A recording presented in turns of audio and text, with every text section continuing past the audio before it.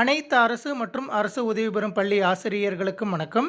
பிப்ரவரி மாதம் நடைபெற்ற ஸ்லாஷ் தேர்விற்கான ரிசல்ட்டினை தற்பொழுது டிஎன் ஸ்கூல்ஸ் வலைதளத்தில் வெளியிட்டுள்ளார்கள். நமது வகுப்பில் உள்ள ஒவ்வொரு மாணவரும் ஒவ்வொரு பாடத்திலும் எத்தனை மதிப்பெண்கள் பெற்றுள்ளார்கள் என்ற பர்சன்டேஜ் விவரம் அதில் வெளியிட்டுள்ளார்கள். அனைத்து மாணவர்களுக்கான ரிசல்ட்டினை அதில் பார்க்கக்கூடிய வகையில் மட்டுமே அந்த வலைதளத்தில் வெளியிட்டுள்ளார்கள்.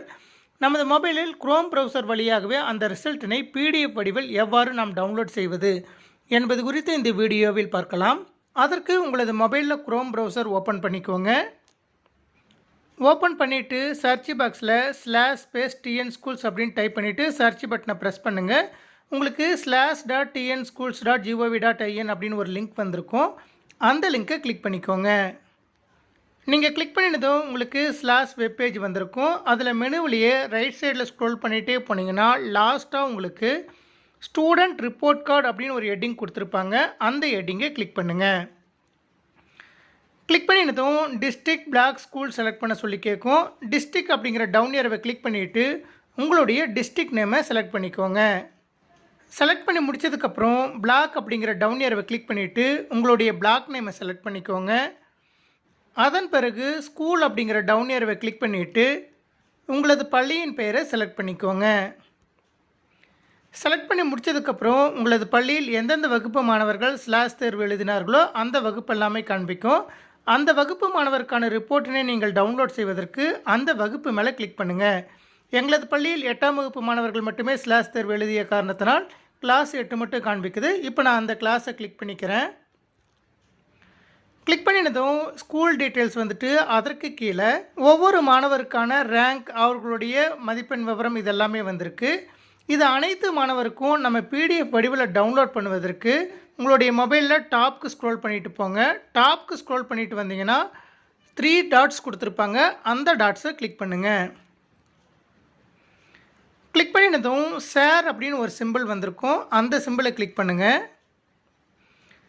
அதன் பிறகு பிரிண்ட் அப்படின்னு ஒரு ஆப்ஷன் கொடுத்துருப்பாங்க. அந்த சிம்பிளை கிளிக் பண்ணுங்கள். நீங்கள் கிளிக் பண்ணினதும் ப்ரிப்பேரிங் ப்ரிவ்யூ அப்படின்ட்டு கொஞ்சம் நேரம் ஆகும். உங்களுக்கு இது போல் பிடிஎஃப் வடிவில் அந்த ஃபைல்ஸ் வந்து லோட் ஆகிட்டு வந்திருக்கும்.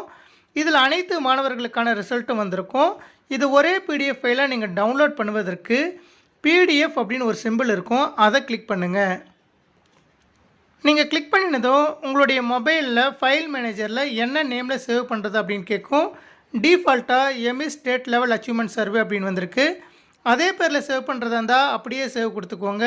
அல்லது ரீநேம் பண்ணுறதா இருந்தால் அது மேலே டச் பண்ணிவிட்டு நீங்கள் ரீநேமும் பண்ணிக்கலாம். நான் அதே நேமில் சேவ் பண்ணுறதுனால டைரெக்டாகவே சேவ் அப்படிங்கிற ப்ளூ கலர் பட்டனை கிளிக் பண்ணிக்கிறேன். கிளிக் பண்ணினதும் எனக்கு அந்த ஃபைல் வந்து சேவ் ஆகிட்டு வந்துருச்சு. இப்போ இதை வியூ பண்ணி பார்ப்பதற்கு உங்களுடைய மொபைலில் ஃபைல் மேனேஜரை ஓப்பன் பண்ணுங்கள். ஓப்பன் பண்ணிவிட்டு கொஞ்சம் நேரம் வெயிட் பண்ணிங்கன்னா ரீசன்ட் ஃபைலில் டவுன்லோட்ஸ் அப்படின்னு வந்துட்டு நீங்கள் டவுன்லோட் பண்ண அந்த அச்சீவ்மெண்ட் சர்வேவோட பிடிஎஃப் ஃபைல் வந்திருக்கும். அது மேலே வச்சு கிளிக் பண்ணிங்கன்னா உங்களுக்கு பிடிஎஃப் வடிவில் இது போல் அனைத்து மாணவர்களுக்கான ரிசல்ட்டும் டவுன்லோட் ஆகிட்டு வந்திருக்கும். இந்த பிடிஎஃப் ஃபைலை உங்களது மொபைலில் வாட்ஸ்அப்புக்கு ஷேர் பண்ணுவதற்கு அந்த ஃபைலுக்கு பக்கத்துலேயே லாஸ்ட்டாக ஒரு சர்க்கிள் கொடுத்துருப்பாங்க. அதை டிக் பண்ணினீங்கன்னா பாட்டமில் சென்ட் அப்படின்னு ஒரு ஆப்ஷன் வந்திருக்கும். அதை கிளிக் பண்ணுங்கள். கிளிக் பண்ணிவிட்டு வாட்ஸ்அப்பை செலக்ட் பண்ணிக்கோங்க.